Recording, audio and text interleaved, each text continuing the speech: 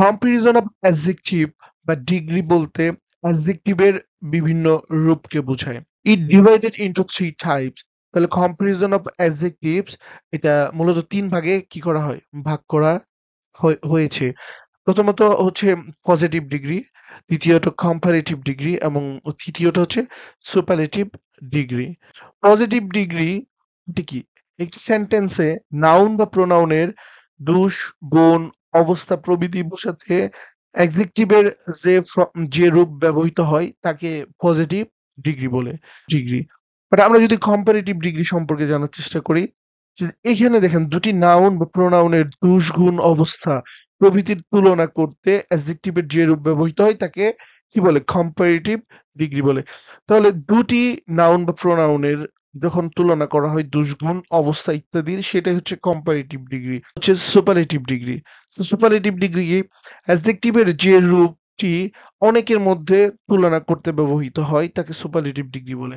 So এটা দুইয়ের অধিক, যখন আমরা দুইয়ের অধিক বা অনেক জনের মাঝে তুলনা করব কোনো কিছু বা অনেক কিছুর মাঝে তুলনা করব, সেটাই সুপারলেটিভ ডিগ্রি।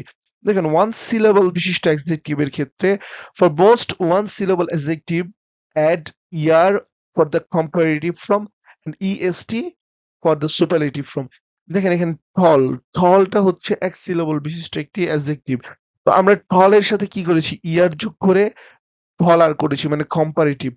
আর ফলের সাথে ইএসটি যোগ করে আমরা কি করেছি? সুপারলেটিভ। সো টল মানে লম্বা, টলার মানে অধিকতর লম্বা, টলেস্ট মানে কি? সবচেয়ে লম্বা। যখন আমরা এমন কোনো ওয়ার্ড পাবো, ঠিক আছে, এমন কোনো ওয়ান সিলেবল বিশিষ্ট অ্যাডজেক্টিভ পাবো যেটা শেষ হয়েছে কি দিয়ে? কনসোনেন্ট দিয়ে, কিন্তু কনসোনেন্টের আগে ভাওয়েল আছে, ভাওয়েল লেটার আছে।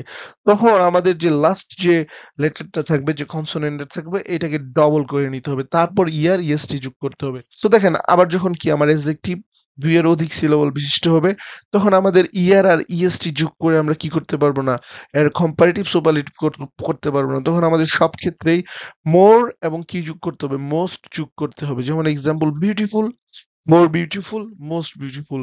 যেমন respectful, more respectful, most respectful।